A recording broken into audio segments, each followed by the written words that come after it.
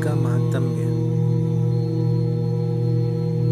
द्वापर देव श्री कृष्ण की प्रसिद्ध ससुराल महानगरी कुंदनपुरी, जो अतीत में कुंडनपुर नाम से समस्त भूमंडल पर विख्यात थी, आज भी पावन गंगा मैया की गोद में बसी हुई अपनी प्राचीन इतिहास को दोहरा रही है। इसकी कीर्ति गाथाएं आज भी गंगा की पावन लहरों में गूंजती हैं। कुंदनपुरी का कीर्ति स्तंभ कभी भी धूमिल नहीं पड़ेगा। उसका अमर इतिहास गंगा माँ की धाराओं के अनवरत हिलोरों में सतत निखरता रहता है। कुंदनपुरी नाम की सार्थकता आज भी इस भूमि में पूर्ववत विद्यमान है। जिस पवित्र देवस्थली की दहलीज में पैर पड़ते ही नास्तिक पुरुष की आत्मा में भी भक्ति प्रवाह उमड़ उठता है। उसके समस्त मनोविकार, मानसिक अशांति, विद्वेष एवं दुर्भावनाओं का क्षण मात्र में ही विनाश हो जाता है। ऐसी देवस्थली के कण कण को शत शत प्रणाम, शत शत नमन, शत शत बार नमन। सर्वदा उन सत्पुरुषों की शक्ति को राजपाट सुख संपत्ति अब अर्पित कर दी जिन्होंने गुरु भक्ति को। पश्चिमी उत्तर प्रदेश के प्रसिद्ध जिला बुलंदशहर की तहसील अनूप शहर से लगभग 15 किलोमीटर दूर उत्तरी दिशा में राजकीय मार्ग पर बसा ये ग्राम कुंदनपुरी आज आहार नाम से प्रसिद्ध है। गंगा माँ के आंचल में बसा ये नगर कलयुग के कल्पवृक्ष बनकर भक्त एवं श्रद्धालु पुरुषों की मनोकामनाओं व आकांक्षाओं की पूर्ति में सक्षम है। जगदम्बे मातेश्वरी अवंतिका देवी गंगा माँ की गोद में यहाँ विराजमान है, जिनके दर्शन हेतु वर्ष में असंख्य भाग्यशाली भक्त लोग आते हैं। आहार वासियों का कहना है कि आज भी नवरात्रों की उपवास अवधि में एक शेर शक्तिपुंज महारानी अवंतिका देवी के मंदिर में पदार्पण करके भक्ति पूर्वक प्रणाम करता है और फिर 3 बार दहाड़ मारकर गंगा माँ के घनघोर वनखंडों में अदृश्य हो जाता है। कुंदनपुरी भगवान श्री कृष्ण के ससुर महाराजा भीष्मक की राजधानी थी। यहाँ गंगा जी के किनारे किनारे उबड़ खाबड़ टीलों पर बसे जंगल की शोभा अद्वितीय है। महाराजा भीष्मक राजमहल, शाही किले व समस्त राजकोष, जो कि कालांतर में इन्हीं टीलों के गर्भ में समा गए थे, उनके खंडहर अवशेष आज भी इन्हीं टीलों में अतीत की गाथाएं सुनाते हैं। ऋषि मुनियों ने अपनी अपनी भाषा में इस तपोभूमि की कुछ इस प्रकार व्याख्या की है। कुंदनपुरी राजधानी के निकट ही गंगा बहती है। ये भूलों को ऋषि मुनियों की तपोभूमि की शिक्षा देती है। शोर मचाती, धूम मचाती गंगा जी वहाँ रमती है। पाप नाशनी जगत तारिणी अपनी मस्ती में बहती है। शेर बघेरे चीते रह रह कर किलोल करते हैं जहाँ। कुंदनपुरी के जंगलों में गूंजती है उनकी दहाड़ वहाँ। उस तपोधरा पर जाने से गंगा पापों को हरती है। कुंदनपुरी राजधानी के निकट ही गंगा बहती है। ये भूलों को ऋषि मुनियों की तपोभूमि की शिक्षा देती है। राजाओं के राज्य तपे थे उस तपोभूमि के उपवन में। ऋषि मुनियों की घोर तपस्या है उस भूमि के कण कण में। भीष्मक राजा का राज्य तपा था उस तपोवन की भूमि में। शेर बकरी चीते पानी पीते यहाँ एक घाट में। लोध राजपूतों की यही पुरातन बस्ती है। कुंदनपुरी राजधानी के निकट ही गंगा बहती है। ये भूलों को ऋषि मुनियों की तपोभूमि की शिक्षा देती है।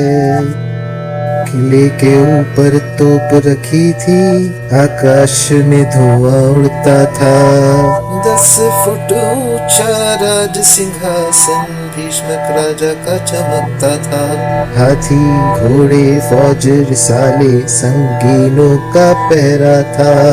रुक्मणी के पांचों भाइयों का राम लखन सा रहना था। भीष्मक राजा के धर्म कर्म की प्रकृति भी यश गाती है। कुंदनपुरी राजधानी के निकट ही गंगा बहती है।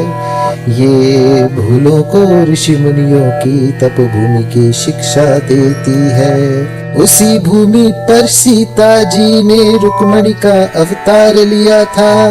पिता भीष्मक राजा का विश्व में ऊंचा नाम किया था। घोर तपस्या रुक्मणी कीन्ही इंद्र सिंहासन हिला दिया था। उसी रुक्मणी देवी से शिशुपाल स्वयंवर करने आया था। रुक्मणी अवंतिका देवी से कृष्ण की विनती करती है। कुंदनपुरी राजधानी के निकट ही गंगा बहती है। ये भूलों को ऋषि मुनियों की तपभूमि की शिक्षा देती है। इसी भूमि पर कृष्ण जी ने युद्ध किया था बड़ा भारी। पूजा करती रुक्मणी की अवंतिका ने प्रार्थना स्वीकारी। श्री कृष्ण के आगे राजाओं का ताज झुका था। रुक्मणी को हार भीष्मक के यहाँ प्रकोप हुआ था।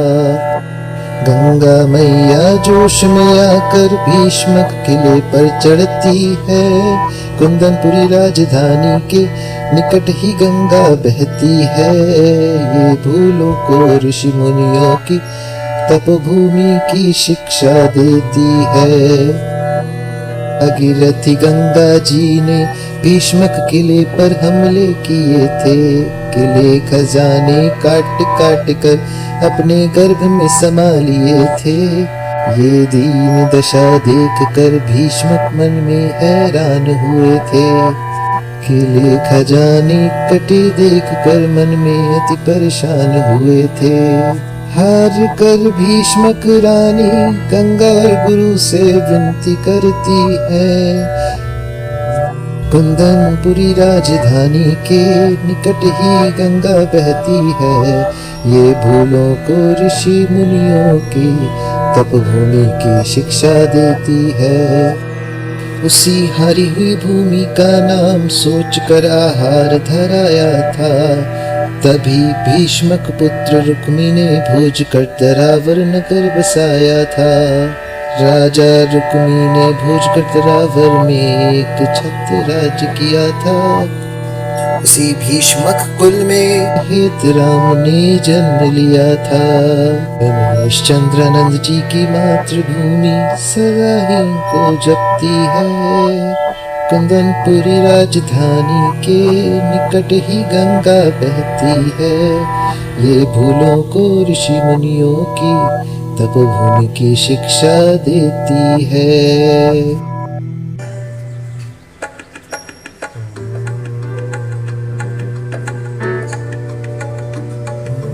कुंदनपुरी खोज कर दरावर जहाँ राजाओं के राज्य हुए।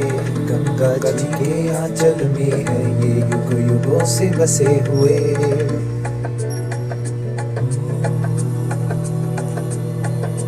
प्राचीन राजधानी थी इस तपोभूमि के भाग्य बड़े। राजाओं के राज छूट गए टूटे के किले पड़े। तहसील परगना लगते थे वहाँ होते न्याय धर्म बड़े। हाथी घोड़े फौज रिसाले ऊंचे ऊंचे दुर्ग खड़े। इसी धरा पर राजा रानी व कितने संत महान हुए। कुंदनपुरी खोज कर दरावर जहाँ राजाओं के राज्य हुए। गंगा जी के आंचल में से बसे हुए। भीष्मक राजा अति निपुण सती रानी प्रभावती थी। धर्म कर्म में रमते सदा प्रेम भरी उनकी वाणी थी। यज्ञ हवन अनुष्ठान करे थे राजाओं में थे बड़े दानी। जिनकी कीर्ति गाथा ऋषि मुनियों ने जग में थी बखानी। हार भीष्म रुक्मणी को आहार नगर विख्यात हुए। कुंदनपुरी भोजकटरा जहाँ राजाओं के राज्य हुए। गंगा जी के आंचल में ये गुरुओं से बसे हुए। रुक्मैया राजा रुक्मेश थे बलवान बड़े। रुकम दत्त व रुकम वीर रुक्मणी रुमवती में प्रेम बड़े। सकल कोटि राजाओं की सुनहरी खिलनी के वृक्ष खड़े। भांति भांति के पुष्प सुहावने रंग बिरंगे वृक्ष खड़े। इसी भूमि पर यति सती और महासिद्ध अवतार हुए। कुंदनपुरी भोजकटरा जहाँ राजाओं के राज्य हुए। गंगा जी के आंचल में ये युगों से बसे हुए। कुंदनपुरी की अद्भुत शोभा मुख से कही नहीं जाती है। इसे देखकर स्वर्ग लोक की सुंदरता भी जाती है। ये ऋषि मुनियों की भूमि है, प्रकृति ये बतलाती है। इस पावन धरती पर जाने से आत्म शांति मिल जाती है। इस भोजकर दरावर भूमि पर राजा ऋषि महान हुए। कुंदनपुरी भोजकर दरावर जहाँ राजाओं के राज्य हुए। गंगा जी के आंचल में है ये युग युग से बसे हुए। है निकट इसी के अम्बकेश्वर जहाँ भारी मेला लगता है। फाल्गुन मास शिव चौदस को यहाँ लाखों कावड़ का जल चढ़ता है। इसी के निकट अवंतिका देवी जहाँ राम नवमी का मेला लगता है। उसी स्थल पर रुक्मणी देवी का रुक्मणी कुंड दमकता है। इसी भूमि पर सिद्ध आश्रम जो विश्व में विख्यात हुए। कुंदनपुरी भोजकर दरावर जहाँ राजाओं के राज्य हुए। गंगा जी के आंचल में है ये युग युगों से बसे हुए। इसी भोजकर दरावर नगरी में बालखेत राम का जन्म हुआ। बाल लीला देखने लगी जैसे कृष्ण का अवतार हुआ। लगा चरावन गौओं को और ग्वालों का सरदार हुआ। गंगा तट पर विचरण करके बियावान में ज्ञान हुआ। ऋषि मुनियों की सेवा कर राम शमशान देख हैरान हुए। कुंदनपुरी भोजकर दरावर जहाँ राजाओं के राज्य हुए। गंगा जी के आंचल में है ये युग युगों से बसे हुए। हाथ में लकड़ी गौवे चरावे ग्वालों में किलोल करे थे। नित्य गंगा स्नान पान कर देवों में ध्यान धरे थे। शीशासन लगा लगा कर तट पर उल्टे तपा करे थे। वनखंडों में छुप छुप कर योग समाधि में लीन रहे थे। पूर्व जन्म की घोर तपस्या के उदयमान तूफान हुए। कुंदनपुरी भोजकर दरावर जहाँ राजाओं के राज्य हुए। गंगा जी के आंचल में है ये युगों युगों से बसे हुए। अवतार लिया था श्री कृष्ण ने दैत्य वंश मिटाने को। रूप बदल कर कृष्ण आए कलयुग का भार हटाने को। गुरु भक्तों ने भजन बनाए जग का भय मिटाने को। रमेश चंद्रानंद अवतरित हुए भटकों को राह दिखाने को। हमारी चरण वंदना गुरुदेव को जो युग युग में विख्यात हुए। कुंदनपुरी भोजकर दरावर जहाँ राजाओं के राज्य हुए। गंगा जी के आंचल में है ये युग युग से बसे हुए। एक बार की बात हुई पावन गंगा ने आक्रोश किया। गंगा जल फैला सबो किले पर प्रविष्ट हुआ जब जल नगर में किले को उसने हिला दिया। काट काट कर किला खजाना सब अपने में समा लिया। गंगा में जब दृश्य कटे थे जनन मनन होती थी। जनता खड़ी कौतूहल देखे किसी में सामर्थ्य न होती थी। आधा नगर कटा था जल में जब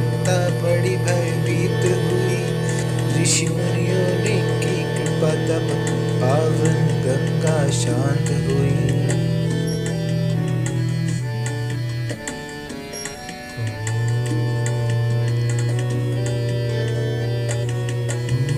इसी भूमि पर भीष्मक गहे ज्येष्ठपुत्र राजा रुक्मी ने जन्म लिया। भीष्मक राजा ने सर्वस्व तज कर राज्यपुत्र को सौंप दिया। राजा भीष्मक रानी प्रभावती गुरु चरण रज में रमने लगे। राजपाट को भूल गए जब मन में भक्ति धरने लगे। दान पुण्य और भजन भक्ति में सदा लीन वो रहते थे।